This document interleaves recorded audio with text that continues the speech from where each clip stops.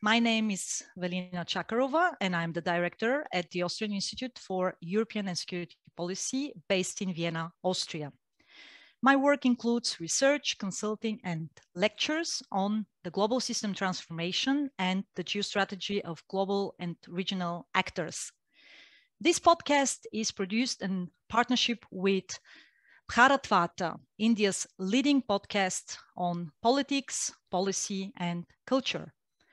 And this is the final episode for this year, which is why I have not one, but two very special guests.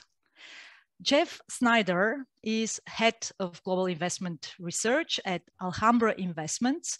He has become famous for his Eurodollar University lectures and asserts that even to this day, central bankers don't fully understand the workings of the Eurodollar system and its implications on the global supply of US dollars.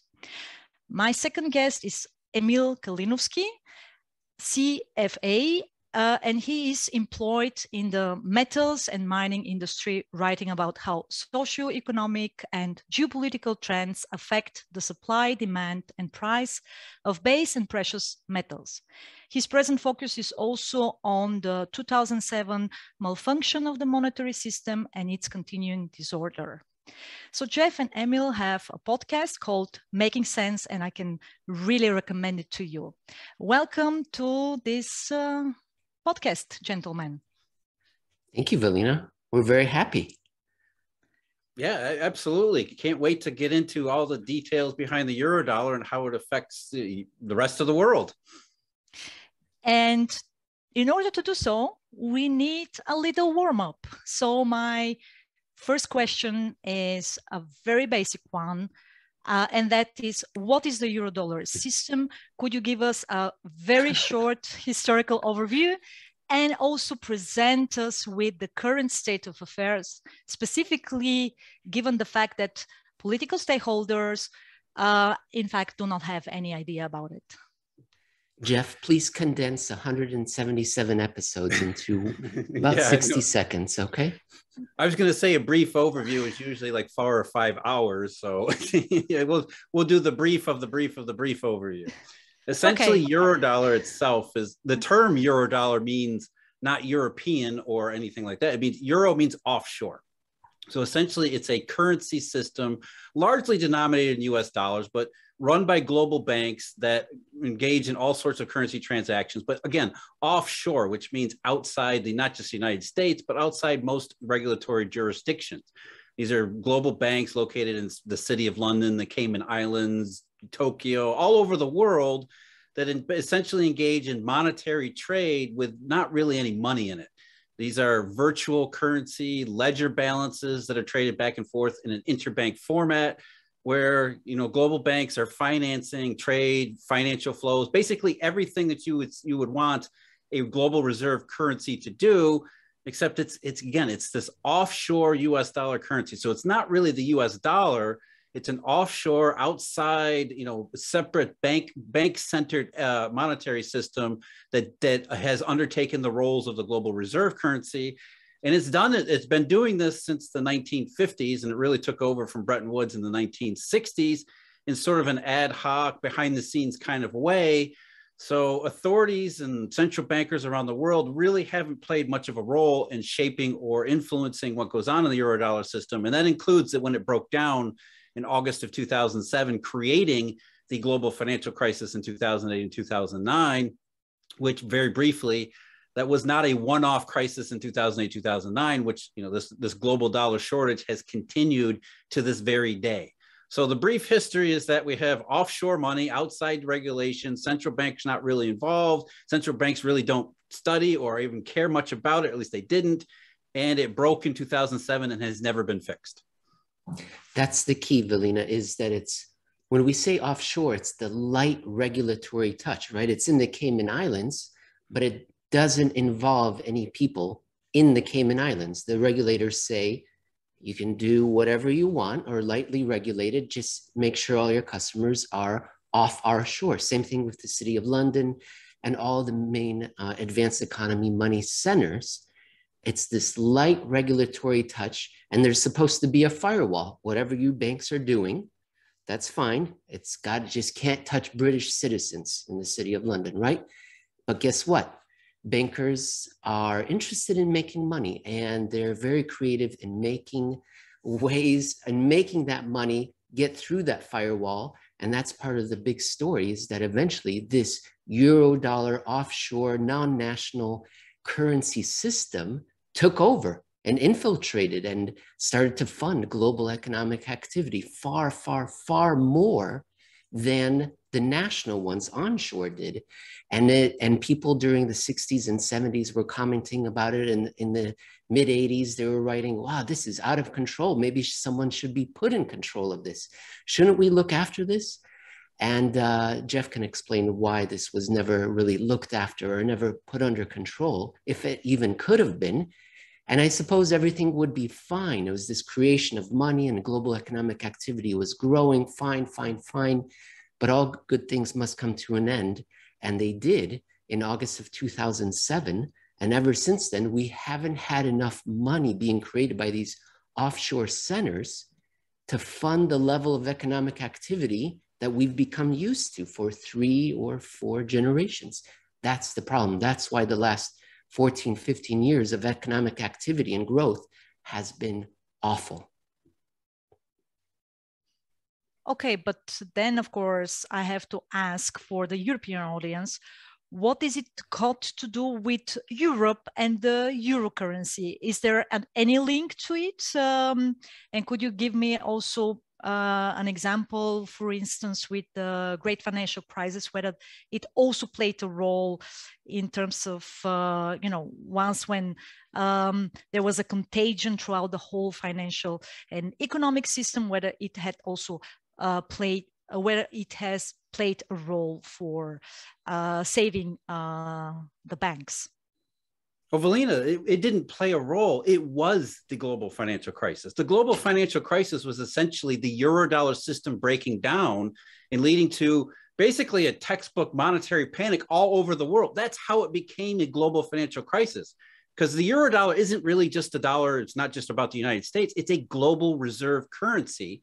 And the banks who operate in that global reserve currency system include a healthy portion of European banks.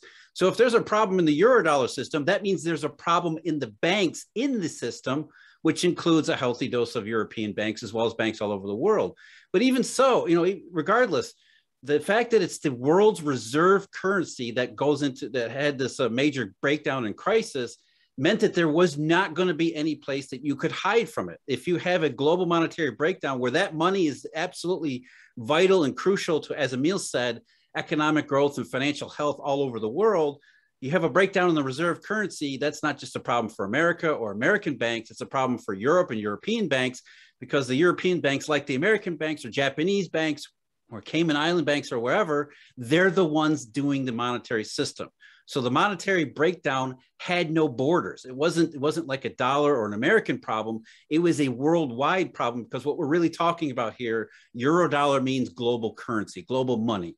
So the global monetary breakdown is obviously going to affect everybody who uses that global money or who participates in that global monetary system, which is why you had so much crisis in Europe, in the UK, as well as in America and other places around the world. And it's again, the problem developed again in 2010 and 2011, where the Eurodollar breakdown was kind of focused on European banks who were experiencing repo collateral shortages based on the sovereign debt problems in Southern Europe, that then transmitted to the rest of the world. Because it's a bank-centered system, a problem for European banks or a problem for Japanese banks is a problem for everybody. It's a global network that unless the global network is functioning, it's going to be a global issue. Jeff, we never answered Velina's question about how does it deal with Europe and where does that name Eurodollar come from? I'm going to throw it back to you. But before I do, I just wanted to highlight a couple of things.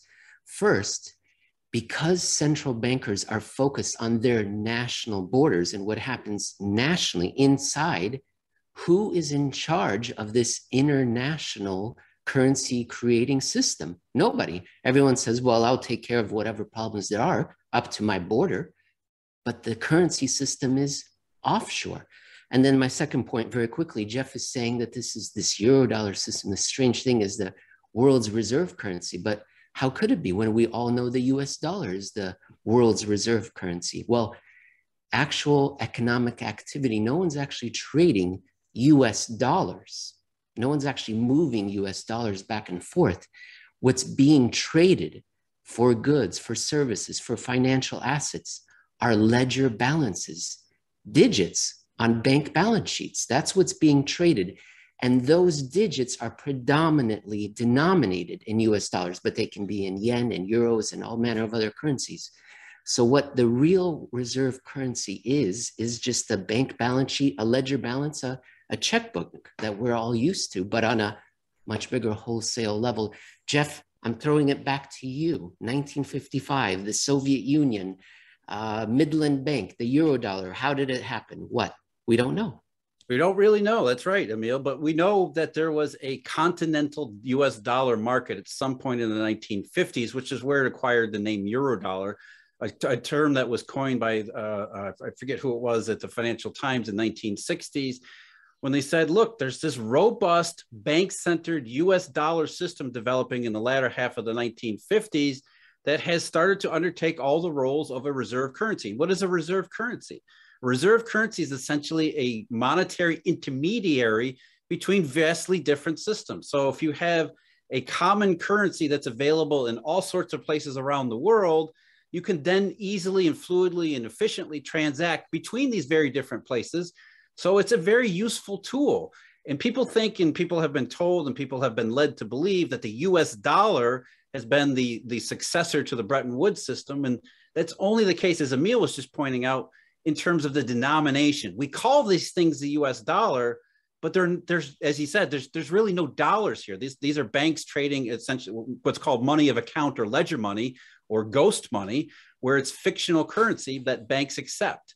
So it's a US dollar denominated, but it's really bank money. It's really funny bank money or virtual bank money. And because it's been offshore, because it's been, as he said, lightly regulated, or the light touch of regulators, it's kind of developed its own ecosystem to take under and perform these monetary roles of a global reserve currency. So getting back to what you were saying, Velina, why do people in Europe care? Because this is the world's monetary system.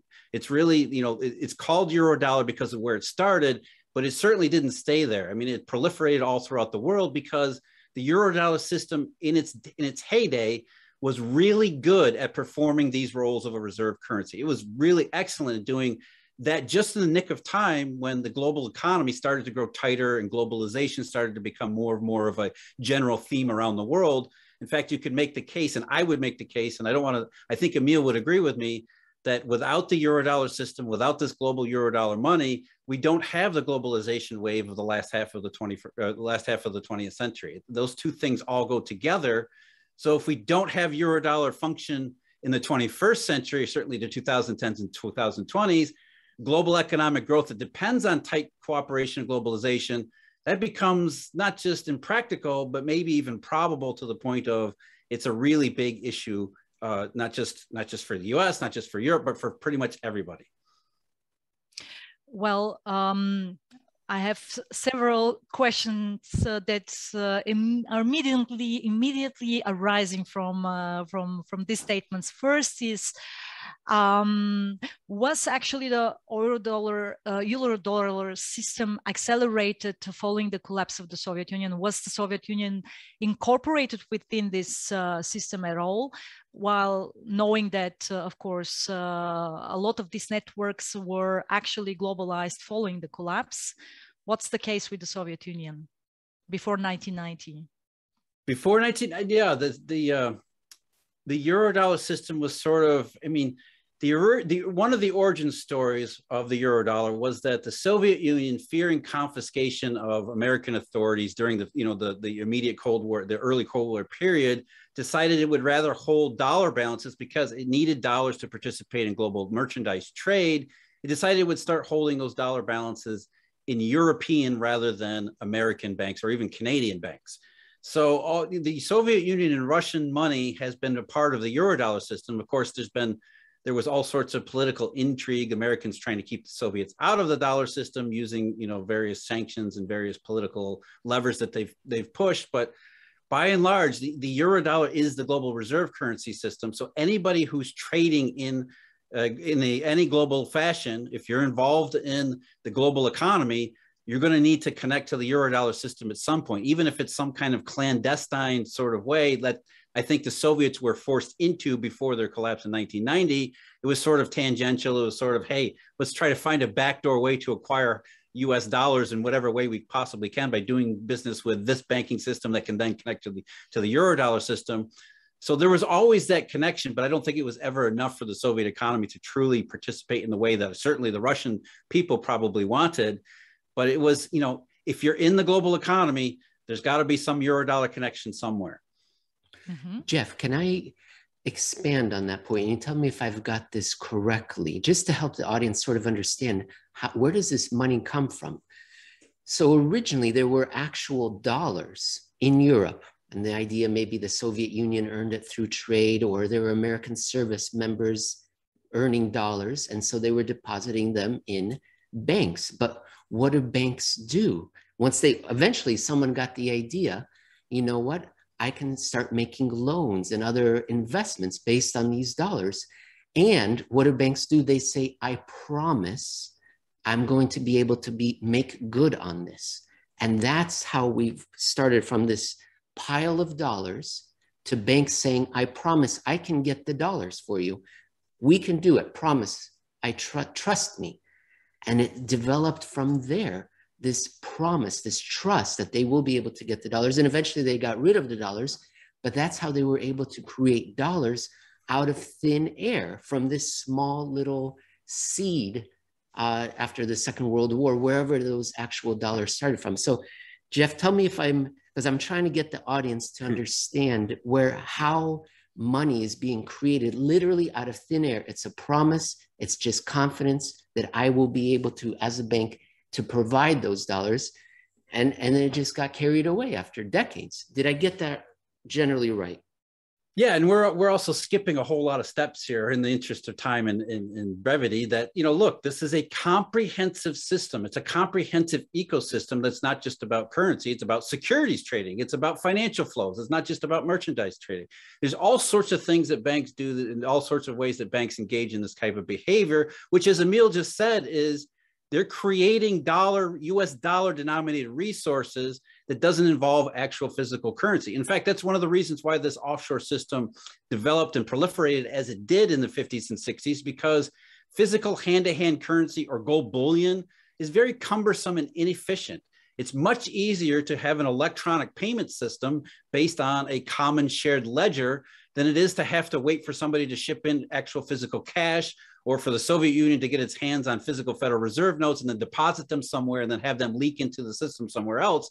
The banking system recognized that there was a need for these US dollars all throughout the world to engage in this more closely cooperated globalization across the economy. And it decided that it would finance or fund or make the monetary resources, the currency resources available for that system in the most efficient way possible, which was essentially, again, skipping a lot of steps to create these US dollars out of thin air, because they're all based upon this ledger system. Mm-hmm. And foreign banks are in fact obligated to pay in US dollars when the deposits are withdrawn. They cannot pay, for instance, in their national currencies. Well, you can do whatever you want. The bank will charge you an exorbitant fee for doing something like that. But yeah, if you have a US dollar deposit as, say, a European citizen of any country in Europe, you have a US dollar deposit, a de novo deposit with a whatever bank, the bank is essentially obligated to pay you in US dollars, but the bank knows when it set up the deposit that the chances of you actually asking for physical cash are so very low, it's not really a problem. And even if you did want a physical Federal Reserve cash, it would be happy to deliver it to you for whatever fee is specified when the account was set up. But I think that's a key point. I think that's what Emil was trying to get at here, was that there's no physical cash here. There's no need for it because nobody actually uses or wants it. Hand-to-hand currency really fell off as sort of a main form of monetary exchange back in the 1910s and 20s. And by the 1930s and 40s, these interbank markets had become the primary means of monetary flow throughout the, as a lifeblood through these national economies and the international economy.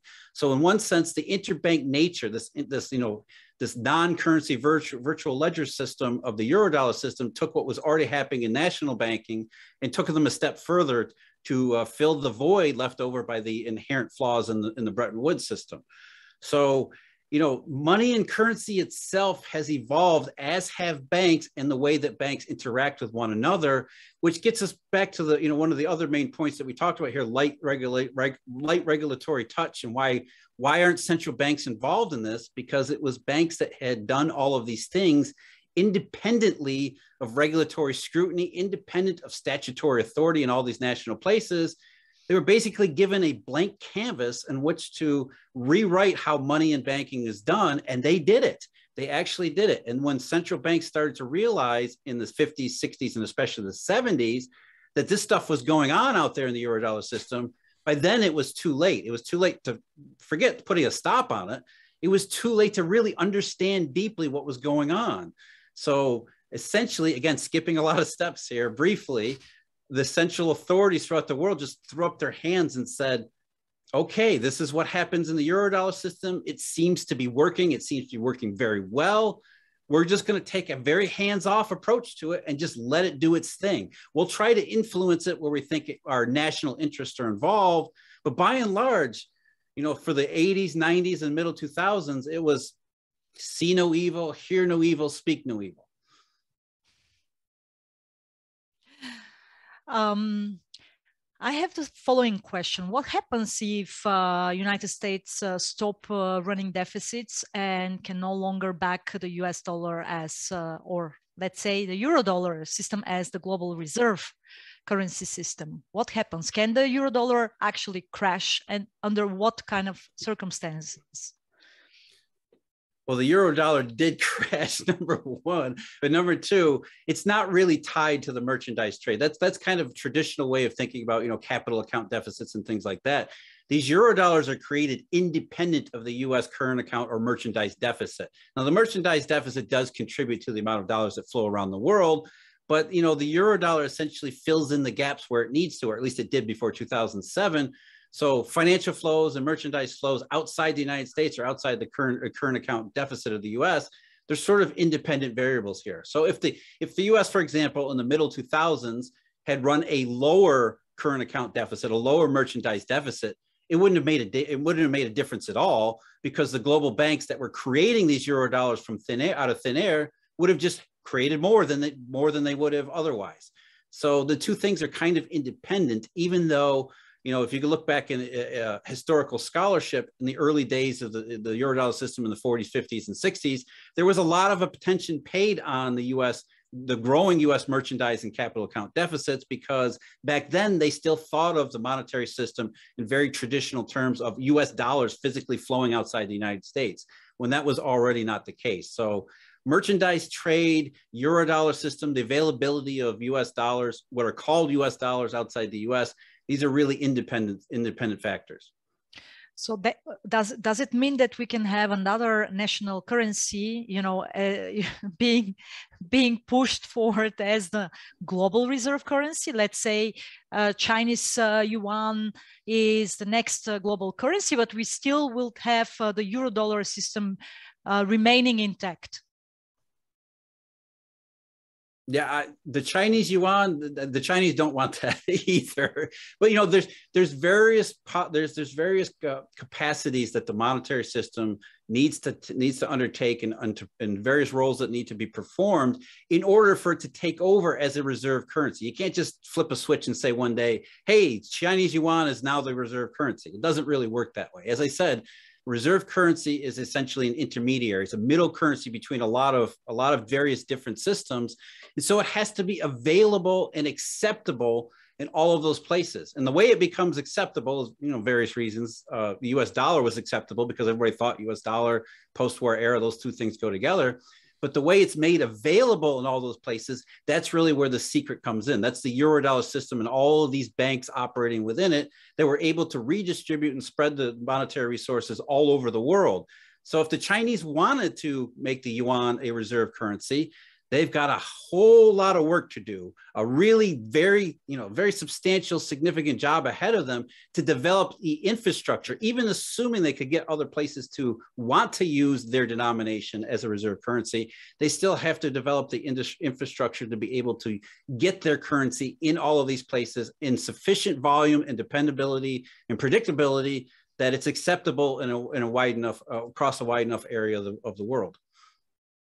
But let's take the worst case scenario of a kind of a violent systemic decoupling that's being launched by both the United States and China. In the long run, decoupling that would also mean that this kind of globalized networks would be actually separated. What happens to the Eurodollar system in that case if China is completely decoupled or decoupled to a great extent from the global economy, financial and monetary system? I don't know how the Chinese would accomplish that because they have more of a need for US dollars than anybody else around the world. So their dollar problem is essentially they have dollars and they need dollars. But assuming that's the case, I mean, historically speaking, that's really kind of what modern economic history says, is that we don't have a single global reserve currency. Usually there are currency blocks. In fact, the Eurodollar system developed out of, essentially what was a British global trade block. So it, maybe just naturally as the Eurodollar system breaks down as it is, regardless of political consequences or any kind of political struggles, that's maybe where we're going anyway. But I still think, the Chinese have a major hurdle, even trying to create a regional or specific currency block where CNY or the Chinese yuan operates as the, much narrower, but, regional currency, reserve currency.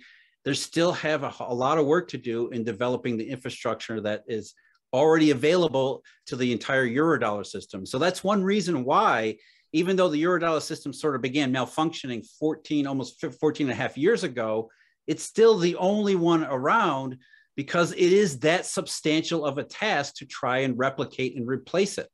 To offer a realistic alternative to the Eurodollar system means a whole lot of work that I don't think most people really appreciate what's involved with it. And it's something that, you can't do it overnight. It's a long-term project. It's a very long-term project in all of the various phases that need to come together in just the right way in order to work. And so the Eurodollar has, decades of experience, decades of practice already built up inside of it, even though it doesn't really work all that well nowadays, but at least has all of the minimum requirements are being met by it. So to have a realistically competing alternative currency system is, it's a huge Herculean task.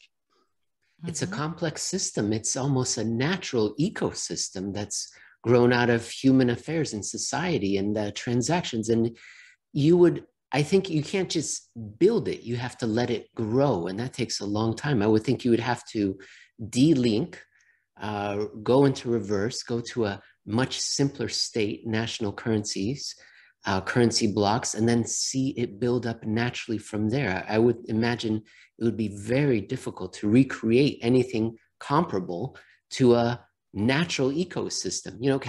Are humans able to create natural ecosystems just on the fly? No, it would take years, decades. Yeah, Emil, your point is essentially, let's say we wanted to build a competing internet. Would we do it tomorrow? I mean, the internet wasn't something like we just, a government put together a blueprint and started building it. It was sort of thrown together through various natural processes and organic capacities over time. The Eurodollar looks like a computer network. When you really break it down, this global monetary system looks like a computer network because that's essentially what it was built up from, the capacity to communicate. So essentially, that's the kind of the task that you have is you're essentially trying to say, hey, let's build another competing internet from scratch. And it's not so easy. It's a huge task. But still, of course, we should consider also scenarios where United States and China would not come along, right? So I'm interested in finding out what happens then. The Eurodollar system thrived and is thriving because of globalization. But in reality, these are US-led networks. And of course, the last 30 years, witnessed unprecedented globalization, not only in the financial world, in the financial system, or in the monetary system, but in all other relevant socioeconomic systems. So I'm interested to find out what are the main vulnerabilities of the Eurodollar system amid growing geopolitical turbulences, amid emerging bifurcation of the global system, and also given the possibility of a systemic decoupling. Well, I would disagree that these are unprecedented globalizations. I would say that they are very precedented. We've experienced, from my count, 7 globalization cycles since the 1800s. And so we've seen this before several times. We've seen unprecedented, incredible transportation, communication, interaction, integration with the global brotherhood and sisterhood of nations. We've done it over and over and over. And it's a cycle that breaks down and goes into reverse. It goes too far and people rebel against it. And so this is just yet the next vintage of this globalization cycle that we've experienced for 200 years. And the Eurodollar system, as impressive as it is, can absolutely be controlled if the politicians have the will, just like with previous events. So national emergencies would focus the minds of politicians and the populace to implement drastic policies. I'm thinking perhaps financial repression, capital controls. Those sort of policies could put everything into a pause, into a deep freeze, into reverse, and break down the system. And then from there, a new one would be created after some period of time, because humans, we love to make money. And if bankers can make money out of thin air, they would come up with a way to work in the new system eventually. But that would be the key. Politicians seeing some national emergency and implementing laws and regulations that constrain the free movement of capital and put banks under explicit political, direct control. That I think could reset the system. Yeah, I think that's an important point too, Emil. What you're talking about is essentially a clean break from the way things are. In other words, that right now, I think there's this perception that politicians in the United States in particular are in control of the Eurodollar system as it is right now. And that's not the case. In fact, as we said, they've been taking a very hands-off approach to it ever since the beginning. So we're talking about 60 years where everybody thinks the US dollar is controlled by the Treasury Department or the Federal Reserve, but in actual practice, it's these banks operating around the world. So what Emil is saying is that, look, if push comes to shove, then politicians can intervene in a way that they have never during the Eurodollar history before. And even that would be kind of difficult because you're talking about banks operating outside of their own jurisdictions. So we're talking about a radical shift in political behavior as it pertains to money, which would have to, we're talking about something that precipitates that. It would have to be something substantial. But as it stands, even today, the Federal Reserve, the Treasury Department, authorities in Europe or around the world, they really don't have much influence or really any influence on the Eurodollar capacity and what's going on inside of it right now, because they really don't have any mechanism to understand it, let alone influence it. So if they want to take control, they're going to have to do so in very explicit and very serious ways. Just like we did in the last worldwide depression: tariffs, trade wars, capital controls, bank regulations, bank holidays, confiscation, devaluations. Yes. It would have to be an intense political involvement in the economy and the financial system, but they can do it. Do they have the will? Do they have the purpose? Do they have the motive, the courage? That's crazy. Do they have the capacity? Do they have the wisdom? Do they have anything besides partisanship? Well, and the political price will be too high. That would mean that huge. No politician would actually be willing to pay such a high price to take this kind of decisions. That's why I'm suggesting that it would necessitate a crisis, a national crisis whereby everyone starts rowing in the same direction instead of fighting with each other, because there's a much bigger threat outside of the boat. And so once everyone is focused on that, then they could start working together. I was talking to Jeff the other day about the number of laws and regulations that Franklin Roosevelt passed in his first 100 days. And because it was a national emergency, I think it was 150, 160 plus laws and executive orders in the first 100 days. And compare that to what's happening in the United States now, where it's taken months for them to pass a single infrastructure bill. I don't even know if it's passed yet. No, so that, but because then focused alignment, national emergency, it could be done. Never waste a crisis. I think someone said that. It was either the Mahatma or Emmanuel, what was his name? Rahm Emanuel, yeah. Rahm Emanuel. Yeah. And I think, Velina, that's part of the problem we have too in this modern, going back to Emil's earlier point that globalization, these periods and cycles of globalization, as his research has shown, there's usually a monetary component to it, monetary evolution, monetary cooperation, an evolution or a step in banking. These things are all closely tied together. And in the past, that was easy. Those factors were easy to identify because money was relatively simple. Pretty much everybody knew what was going on. The problem that we've had in the Eurodollar era is that it's hidden. Not only have authorities taken a hands-off approach to it, if you say the term Eurodollar to the person on the street, they have no idea what you're talking about. So money today is very remote from personal experience and even political experience. The politicians don't really understand how the system goes either. So to Emil's point that he's making now, it's hard to make the case that drastic steps need to be taken because hardly anybody knows that this monetary system exists, let alone that it's malfunctioning.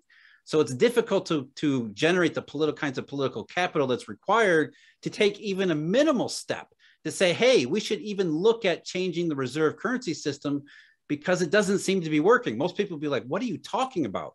The US dollar seems fine. It goes up in value, which is another point of confusion. People don't understand what drives the US dollar, how it works, what this Eurodollar is, how it works, what's really going on in it. So if you can't connect the dots between what's going on in the monetary system and connect them with undesirable political and social outcomes around the world, the task becomes even that much more difficult because, again, nobody's really making sense of what's going on and what's really going on in the world.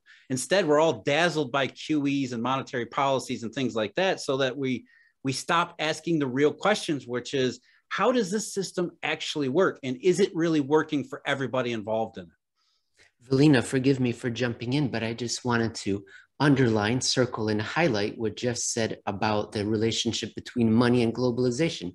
He said that it was closely related.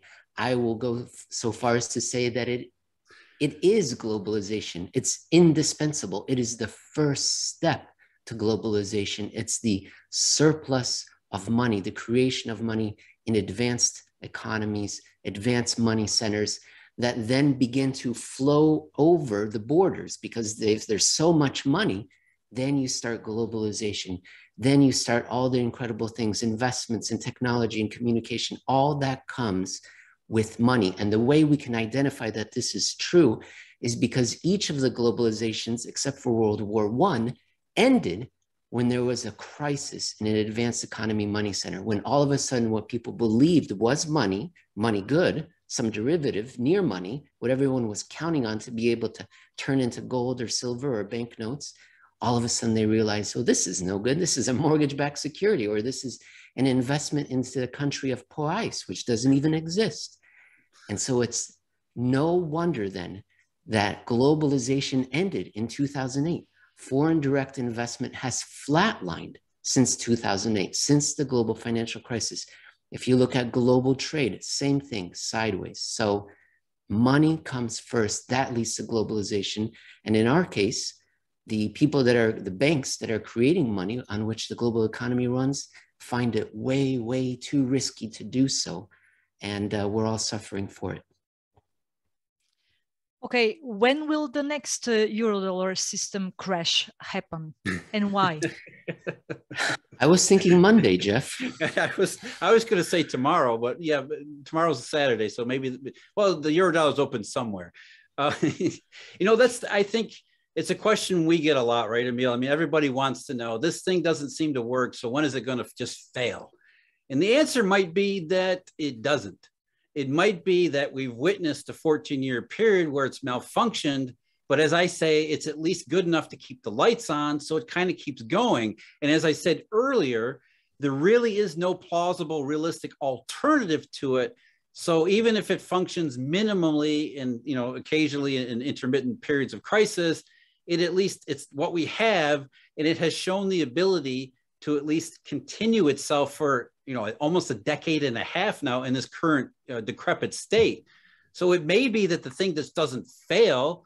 It might just be it ends with a whimper. Maybe someday some politicians become smart enough and say, hey, let's connect some of these dots here. We've got deflationary currency. As Emil said, globalization and money are tied together. What's going on? We have no global trade anymore. They start putting all of these things together and actually fix the system. That is possible. It could happen. So it may be that, the Eurodollar system doesn't just crash. Maybe it just continues on for a while and we get wise and it just ends in a whimper and something else takes its place. Now, that doesn't preclude the possibility of some kind of violent end, nor, which might be an equally troublesome case where we do identify that the Eurodollar system is breaking down and that it is in everybody's interest around the world to replace it. But that replacement process is very tricky, very uncertain, and a lot of things can go wrong. As I say, where we are now in A going to a B, which is a better system, between A and B, a whole lot can go wrong. So it might be that the Eurodollar system doesn't crash. It just comes into a whole lot of trouble as we try to get out of it and move into the next system, which may be, as you said, Velina, it might be regional currency blocks. Maybe that's the answer to this, going back to a more historical boundary, more historical boundaries where we don't have a unified currency system throughout the entire world. It might be not as efficient as the peak Eurodollar, but still, maybe that will work better. But there's always that possibility that we're transitioning from A to B, that it gets to be a violent mess. So maybe that's really where the dangers lie. And when we actually realize what's wrong and start to fix it, not realizing that there's a whole lot that can go wrong in trying to fix it. And I don't want the audience to go to bed tonight thinking, oh, thank goodness, Jeff, that maybe it'll just continue and there won't be a crash. Because that doesn't mean the system can't have an apoplectic fit, as it has 4 times already: the global financial crisis, the European debt crisis, the Chinese foreign exchange reserves crisis, the deglobalization crises leading up to the fit in March 2020. Each of these was preceded by signs, signals in money markets that something was wrong in the Eurodollar system, that there wasn't enough money being extended, enough credit, enough collateral wasn't available, money was getting tight. And it's a little bit like musical chairs. Chairs start being pulled back, maybe one, maybe another, and then all of a sudden 2 or 3, it leads to a panic. And as Jeff and I have been talking about on our show, all this year, we have been seeing signs that we have seen 4 times before leading into one of these fits. So I would say money is getting tighter and the future is less bright than bright. Jeff, what am I trying to say? It's concerning where we are right now. Deflationary potential, which is never good. And, to take what you just said, even a step further, that, even if we don't have a crash, in some senses, a Eurodollar crash would be the best outcome because it would force everybody to say, let's fix this thing. If the system doesn't crash and continues on for another 15 years, that might actually be the worst case. Because then we're not only are we being robbed of economic vitality through the mechanism that Emil just said, nobody has figured out the answer. If the Eurodollar system malfunctions for another 15 years, that means nobody has connected all these dots. We haven't figured things out. And then what does the world look like politically and socially in that kind of a circumstance where the globalized economy becomes fragmented even more? People are even angrier. They don't know why the economies aren't performing like they used to be. You know, prosperity seems like a distant memory. Even economic booms are, you know, that's something our parents were talking about, not something that our children will. That creates all sorts of massive problems. So in some sense, in a very realistic sense, although as bad as it sounds, a crash might actually be the best option, because then it would focus everybody's attention. It would create a sense of urgency. And that's what really, you know, to Emil and I share this viewpoint that, you know, 2008 and 2009 was a missed opportunity to have done this, to have said, no, this is not subprime mortgages. This is a global Eurodollar breakdown, and the system is not going to heal itself and fix itself. Certainly QE is not going to do anything for it. So let's reform the thing now while everybody has focused on it. Everybody realizes it needs to be done. Let's look at doing a monetary system that benefits the entire world, and let's do it while we have the opportunity to do so. Instead, central bankers and politicians around the world said, don't worry about it. It was just subprime mortgages. We fixed everything, and everybody goes back to sleep. So, you know, there's getting people's attention focused on the monetary problem. However that happens is probably what we need to be looking for. That's that's the best possible outcome here, not another 15-year period where nobody has a clue what's going on. Mm-hmm. You already mentioned several times central banks, and that central banks do not have a role in the Eurodollar system. But what is the future role of central banks of developed economies in your view?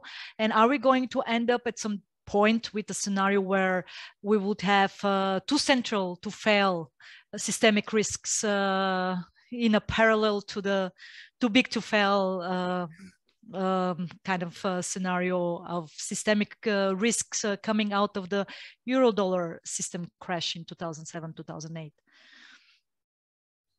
Well, you know, central banks, as we said, they know that they're not really part of the Eurodollar system. In fact, you know, they realize that there's this global dollar problem. They don't really understand it all that well, but they're invested in expectations management, which is essentially trying to get people to believe that they've got everything covered. Don't think about these things because we'll take care of them.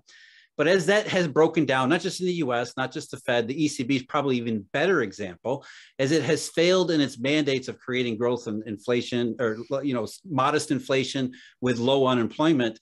You know, what has happened in central banks, Europe is the best example, is they've started to look at other things, right? We're not really a central bank. We do these QEs that's about pop psychology. So let's tackle climate change. Let's tackle resource allocation in a very political model. So central banks are becoming more and more politicized themselves, having ceded their core mandate, which, as Emil and I say all the time, people need to realize that central banks aren't actually central banks, certainly not by the traditional definition. They're essentially political creatures that are involved in manipulating psychology, which makes them, you know, their evolution toward the political sphere makes perfect sense, because that's what they actually do anyway. So the less they're able to affect the monetary system and the economy, the more that we should expect them to creep into other areas of society and politics, which is exactly what they're doing. Okay, then I would like to ask as a final question, because we have a lot of questions from the audience, and I really want to ask these questions as well. What kind of systemic risks regarding the Eurodollar system keep you awake in the night? What is your list of the 3 most significant ones? How much time do you have? All the time in the world, given that we are going to move towards another 15 years of Eurodollar system. Velina, I wish it was, hey, this is the one thing that we could fix, and then everything would be fine. It's really what is right with the system, not what's wrong with it. What's right with the system? It's just there's too many inherent contradictions in how it operates, and it depends upon. In some ways, it came to depend upon, in the pre-crisis era, banks just being stupid and insane, doing ridiculous things. That's the amount of credit growth and risk taking that were required to keep the system advancing at such a rate that it appeared to be stable. So the more unstable it actually became, the more stable it seemed to be. And that's just an inherently contradictory state that's never going to work. So in some senses, we still have that problem. We still have the need for banks to take risks that they clearly don't want to take because they've realized the downside of them taking those risks. You end up like Bear Stearns, or you end up nationalized like any number of banks in the UK or across Germany and Europe. There's a real downside to having done what they used to do, but the world depends upon banks taking risks that they don't want to take. So there's always this inherent contradiction, this inherent sort of tug of war between what we need banks to do and what they're not going to do, what they might like to do if they could. And the way that kind of works out in terms of the plumbing or some of the details, for one thing, there's a collateral shortage, and repo, derivatives, these are very important parts of redistributing and creating and making sure Eurodollar monetary resources flow around the world that depend upon collateral. And collateral, because, you know, again, we're in this environment where risk taking and risk aversion is more likely than risk taking. Everybody wants to own, everybody can own and only use the most safest and liquid instruments. And there's just not enough of them. So we have a collateral shortage that becomes an extreme shortage during these Eurodollar periods that Emil just referenced, these 4 Eurodollar issues. That, again, we're starting to see signs in the collateral system right now that suggest not only are safe assets in short supply, they're becoming increasingly in short supply, especially as the US government restricts the availability of something like treasury bills, which are the best of the best of the best types of collateral. So underlying all of these things, we've got this inherent problem that's manifested in something like a collateral shortage that, as we've seen time and again, becomes a primary mode of failure. When the collateral shortage becomes an outright collateral scramble or a collateral panic, as we saw in March of 2020, that leads to all of the big liquidity consequences that lead to really bad problems around the world. So top of my list is collateral, as usual. And there are other things as well, just that go along with the money dealers around the world, these Eurodollar banks, their intermittent risk aversion that's driven by any number of things. My biggest concern is very broad and something that Jeff writes about often. It's that we're in the 1930s equivalent, and if we don't fix it, it may lead to a 1940s equivalent, because an economic pie that's growing is very satisfying. It's delicious, and it brings everyone to the table, and you can get along with strange people from strange cultures who say strange things. No problem. Everyone's making money.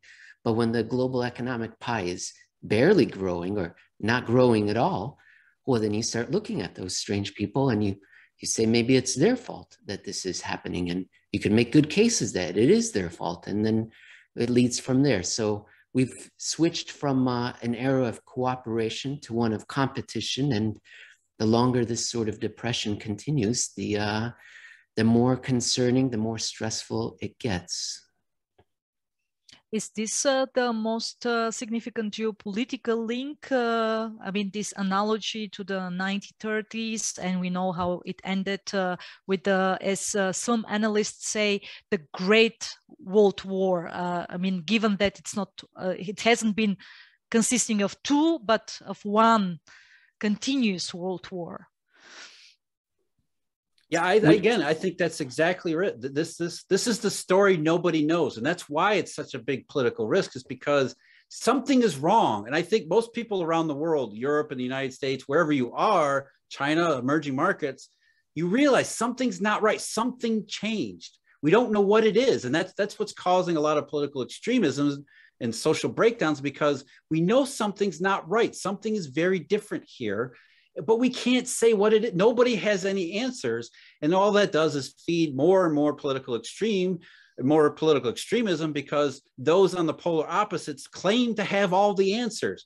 And when you're the only one who claims to have an answer, when everybody's looking for answers, you tend to create a large enough following that it can become a big issue. So, you know, for us, we have a monetary breakdown that explains the economic breakdown, but since it's an offshore shadow money type of breakdown, the fact that nobody knows it's actually there, let alone that it's breaking down, that's the geopolitical question. Is step 1 is identify the problem And then step two, do something about it. We haven't even come close to step one yet. We have a lot of questions from the audience. Maybe we can try to address some of them, depending on, of course, on your time and availability, and then we can also arrive at some conclusions. So first question is, why do you need expanding money supply to grow the economy? In addition, there is a question, why can't increasing productivity, deflation, and the visibility of modern digital money take care of a growing economy? Well, those are two separate questions. And taking These the are second two separate questions. Yeah, yes. this very different question. Because, you know, taking the second one first, there is a difference between productive deflation, which is what capitalism and free markets is supposed to generate, which is mass production, economies of scale, where prices come down in all sorts of new goods and innovations and technologies, which is a very good thing.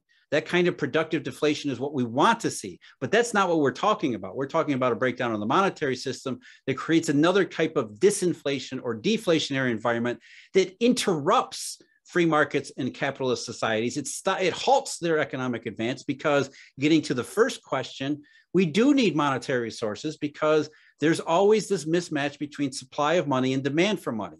And there's usually what's supposed to stand in between those is a high degree of intermediation, which is what the banking system is supposed to do. And what the Eurodollar did very well in its earliest days. It matched the supply of money with the demand for money and legitimate productive demand for money. Now, where it went wrong was that it stopped, the intermediation function broke down, and it just decided to flood the world with money all over the place. But in a ideal type environment, or a better scenario than what we saw in the late Eurodollar period, there is a rising need for money. And you want a dynamic system to be able to efficiently match the supply of money with the demand for money. That's really what we're talking about here, is elasticity, where it's not necessarily money needs to grow an X number of dollars or at an X percentage of a rate, that just money needs to more beneficially match supply with demand. Mm-hmm. Emil, do you want to touch upon, or there are plenty of other questions? Like, if you don't want, let's go to another question. Let's go to another one. Isn't the inversion in the Eurodollar futures curve maybe predicting, except of a possible global depression, less freedom when you think of the rising power of governments, regulations, etc.? I don't know if it's predicting a depression. I would say we're already in a depression. We've been in one for 14 years, but I think it's predicting that the future is concerning, and this gigantic market believes that the Federal Reserve will likely be forced to be lowering rates in the future, not too distant future, because something will go wrong in the economy. So that's what the Eurodollar curve inversion is predicting. And freedom and liberty, I guess that's on the retreat right now. That seems to be, the pendulum is swinging the opposite way. But I don't know how to link the two topics together. Maybe Jeff or you, Velina, can do that for me. Well, I would say, Emil, is that the perverse part of a deflationary, disinflationary environment that the malfunctioning Eurodollar system has invoked, which the Eurodollar curve, the Eurodollar futures curve inversion is an indication of this rising deflationary potential, is it has created this perverse sort of process where the market, because of the lack of liquidity, lack of money worldwide, and as we said, collateral and safe assets shortages, the market, the monetary system, the banking system, the real economy demands safe and liquid instruments, which is unfortunately government bonds. And so governments have essentially taken advantage of this deflationary wave, the rising prices in government bonds, because the governments are the only game in town. The private monetary system, private credit system have broken down. So the threat to liberty, and the threat to political constituencies is the fact that governments have grown exponentially in relationship to their own economies simply because they've been able to. The fact that government debt is so highly prized and at such high prices has allowed them to expand their footprint across not just economic life, but also all manner of social parts of of your life as well. Governments have grown because they think that's the right thing to do, even just in broad, very specific or non-specific fiscal stimulus terms. Think about Japan for the last 30 years. That's what governments do. So they've taken advantage of this deflationary environment that's presented to them by this Eurodollar breakdown. And again, they don't have any answers for it. So they just expand the government footprint all over the place, not just once, but continuously, because it never works. The Eurodollar system never advances. And that's really what the major threat to especially free markets and free economies and free systems are, is the fact that governments think that they're doing good by doing more of what they do and believing that, hey, the market isn't rejecting our debt as we issue more and more debt, so let's do even more of what we're doing anyway, even though it doesn't seem to work. That, I think, is how you connect the deflationary environment, the silent depression, as Emil always says, with the growing influence, the growing intervention of especially federal government authorities all over the world, not just in one place or another. It's pretty much everywhere. And again, we don't know what's wrong. We don't know how to explain what's going wrong. So you can, in one sense, you can understand why this has been the case. Well, I'm not sure I really want to elaborate on this because it will take another hour, but let's say that this cycle of globalization is, in my view, a little bit different from the previous cycles. Why? Because for the very first time, and I think that we all will agree on that, is that we ended up with a global system that has turned into being a capitalist one. During the previous cycles of globalization, where there was a global power, which was also, of course, able to connect to other parts of the world, the model, of course, of governance was not the one being on a capitalist system. So in a sense, this, of course, now global capital has been actually spread to every part of the world. Take China as an example, take Russia as an example. Everyone, we had in the previous globalization cycle an anti-capitalist model, an anti-capitalist second superpower. You should consider this as a very important, at least in my research, it's a very important factor. Why? Because in this globalization cycle, we also witnessed that there have been losers in the process. Take the developed economies into consideration, and once again, you see the middle class as the biggest loser of the process. In a sense, this will have an effect on the rising of many populist movements that we've also observed in the 1930s. Take nationalism into consideration, take Marxism into consideration. All of this is now on the rise once again, except for the fact that we no longer have this middle class, which has been the strongest pillar of democratic systems throughout the last 70 years, since the end of the Second World War until more or less the great financial crisis. On the other side of the coin, take the Asian giants that are now on the rise, China, India, they have very different models of governance. We will observe a middle class on the rise, millions of people who will also develop what? Political demands. And of course, on the top of the system, there are elites which have very different ideas about governance. So in a sense, China, of course, being the excellent case of kind of an authoritarian rule of governance, is going to make sure that this emerging middle class does not end up with similar political demands as it was the case in the United States and in Europe following the Second World War. And all of this, of course, result in this kind of situation where certain freedoms and rights are being actually limited, but for different reasons. Yeah, I think, there's really what you just said. We have the problem of the middle class in the United States and Europe and around the developed world, but you also have the problem of the middle class that developed from the flow of globalization around the developing world.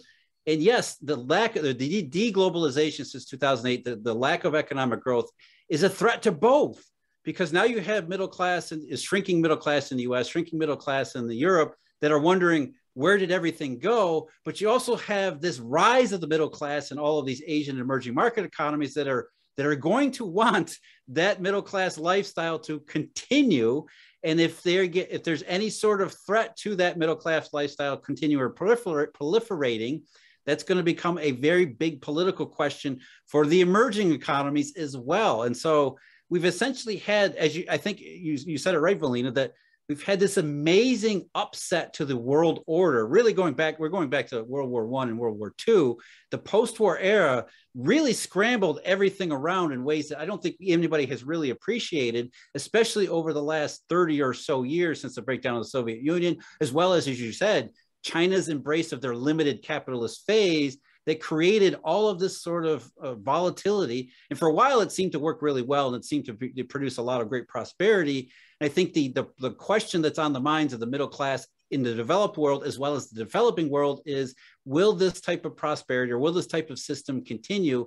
And if it doesn't, if there's a threat to it, what are we going to do about it? And that's really the political and social upset, I think, that we tied together with a monetary system, globalization, economic growth, and the lack of answers that are coming from political authorities who don't really understand why or how globalization actually worked and what was really going on, and really what's going on now with the world deglobalizing, lack of cooperation. And if you can't provide answers, as you said, Velina, you've got nationalism on the right, you've got communism on the left.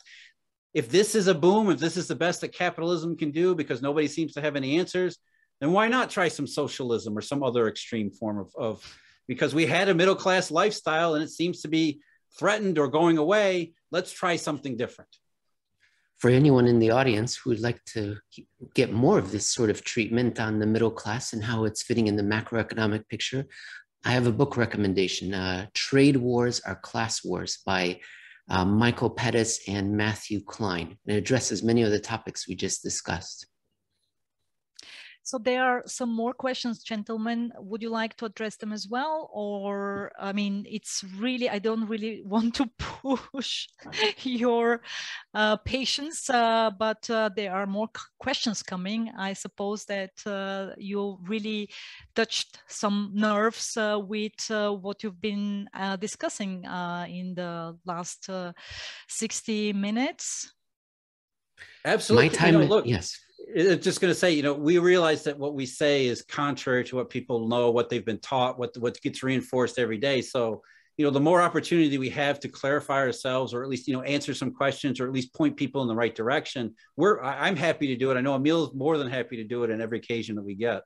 So let's keep them coming. Okay, so there is of course a question. It was it was predictable, at least in my view, that there will be a question on the future global currency, and there is a question related to the IMF's CDR, whether you would consider actually IMF's CDRs as the next global currency, or perhaps a digital currency launched by a central bank. What is your view on that? The SDRs by the IMF are supposed to be a liquidity format to help supplement the current system, but they're basically worthless.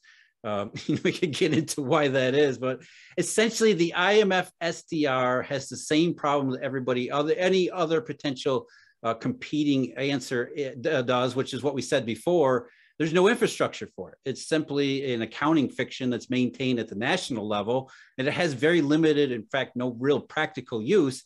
So if you want to use SDRs as sort of a competing currency, you're starting from scratch. You need to build a new internet. You need to build a new internet that trades in SDRs, and that's really the task before it. And because of that, it's not really a realistic alternative, and it really wasn't meant to be. It was sort of meant to be a supplement to the Bretton Woods system, and then of course that got changed really pretty much as soon as SDRs were introduced.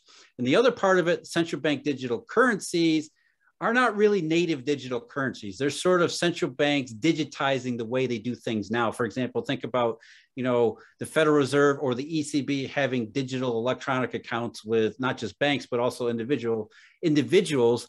It doesn't really change the makeup of the currency system or the arrangement of how the currency system actually works on a fundamental level.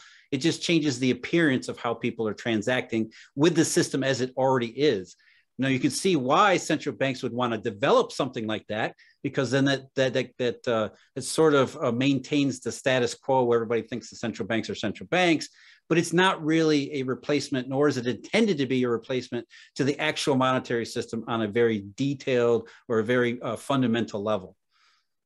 The Bank of England in 2014 wrote a paper where they estimated that the money in circulation in the British economy was created 97% by private banks and 3% by central banks.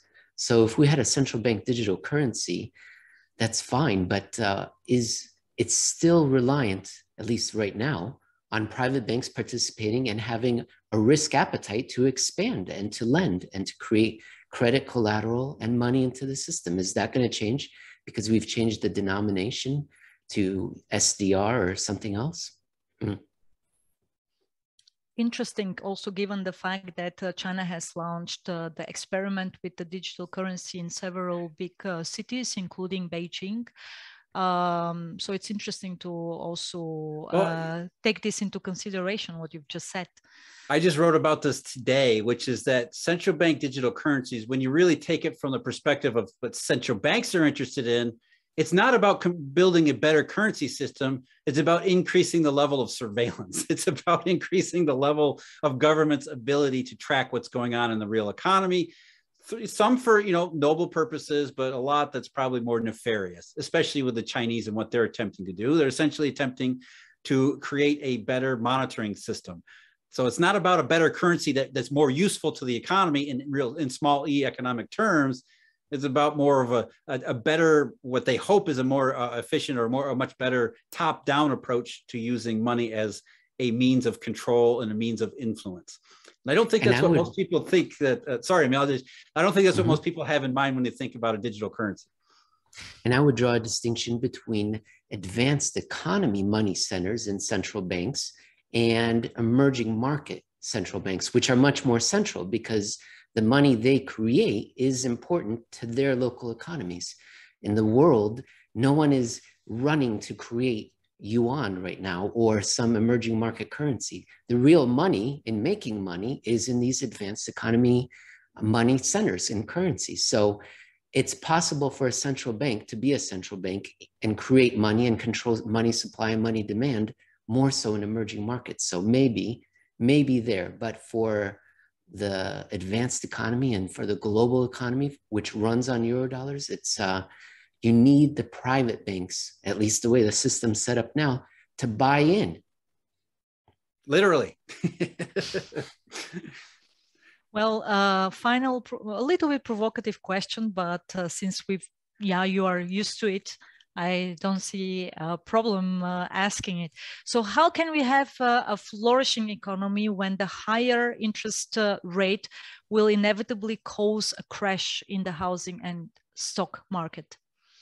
You want to take it, Emil? The easy higher answer. Interest. You go ahead if you've got. No, you take. We'll both. You go first. We'll both do this one. A higher interest rate is not set by central banks. The central banks react to the market. The market sets a higher interest rate, and the higher interest rate represents greater return in the private economy. So the market would be saying, we are optimistic about the future.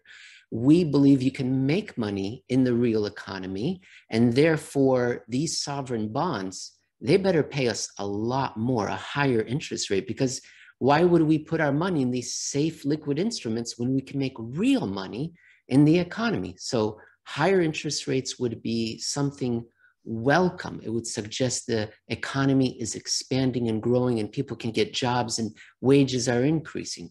Jeff. I think that's nothing more to add there. Just that, higher interest rates are normal. Higher interest rates are good. They're not bad.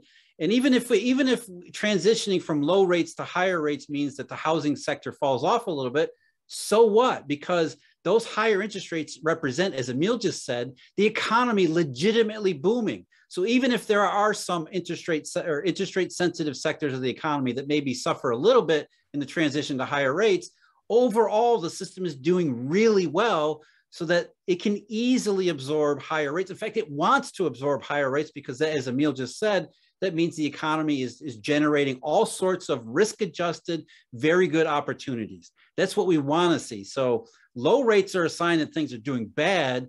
high rates are, or at least nominally normal rates are a sign that things are going in the right direction.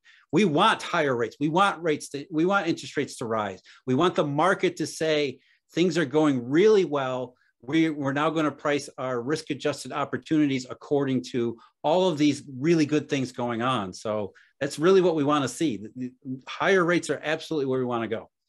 The implicit assumption in that question is that the central authorities are setting rates, and perhaps they are in emerging markets. But what Jeff and our whole show is, no, it's in reverse. Yes, the central authorities set a rate, one of the money rates, but there are many others. And if you would weigh them all together, it's the market that determines the rates, and then the central authorities follow, even though they would never admit to that. Okay, gentlemen, we've learned that the Eurodollar system is not the perfect one. It has its failures, it has its vulnerabilities, but there is a saying that even a bad system will always beat a good person. So in a sense... I've never heard that. That's a good one. In a sense, I think that we probably will end up with a scenario where if we are going to have the same conversation in 5 or 10 years from now, hopefully, we'll be still facing some of these vulnerabilities, but the system will be here to stay. That's a fair conclusion. Yeah. Yeah. In 5 years, yes, and we'll be sad and frightened. But in 10 years, also yes, probably, but we'll be optimistic and hopeful, and it will be, the worst will be behind us. Book it. That's a guarantee. That's a message Emil and I want to send to most people, is that, you know, it sounds doom and gloom. It sounds awful. I mean, we're talking about depression, deflation, monetary breakdown, distance, all these bad things, but human nature has shown an incredible capacity to, number one, be stupid, but number two, wake itself up at the right time and fix these problems. Eventually it becomes, you know, eventually enough things go right. And eventually, you know, even if the Eurodollar system is still malfunctioning 10 years from now, I think what Emil was saying is that by then someone will have figured it out and will have a better idea of how to fix it. And once we do, I am absolutely convinced, I know Emil's probably even more optimistic than I am, once we do fix this monetary system, the future is incredibly bright, because we will have decades upon decades of unmet and unrequited demand and opportunity that's been pent up artificially, that will be all of a sudden let loose. Innovations that we haven't really taken advantage of because of this deglobalization and lack of economic growth, that it will all at once be set free. And I think what we're looking at, once we get the monetary answer correct, is an environment very much like maybe the 1950s, or even middle of the 19th century, where you just have a massive global wave of economic growth and prosperity. So if we do it right, there is an incredibly good future ahead of us. We just don't know when that will be. And because there is another saying, I forgot who said this quote, but we should never underestimate human stupidity, both on personal and on collective level. Humans are prone to engage in self-destructive activities. And I suppose we can sum it up also for the Eurodollar system, the way you actually outlined it for us in the last 70 minutes, which now makes us even feel worse than before this 70 minutes. That's the curse that we have. We're going to depress you as well as the monetary system. Well, thank you very much for tuning in, for participating in this digital talk. I really do appreciate your insights, your analysis, your assessment, and I allow myself to invite you, not in 5 years, maybe in a year or so, to also discuss the developments regarding these and other systems, and specifically this kind of quite amazing cycle of global system transformation, where nobody, no matter if in your field or in my field, has an idea about the final outcome, which makes it so exciting. I propose we do it in less than a year, and we do it on site in Vienna. I'm there. Then or we in can India, read, right? We can read all together the Raven of Zurich because he has been based in Vienna, the author, and can also discuss the next stage of hopefully not another world war, but certainly the connections between the global financial monetary system and the connects to the political world. Thank you very much for being with me. Thank you for having us, Velina. We really appreciate it. The same.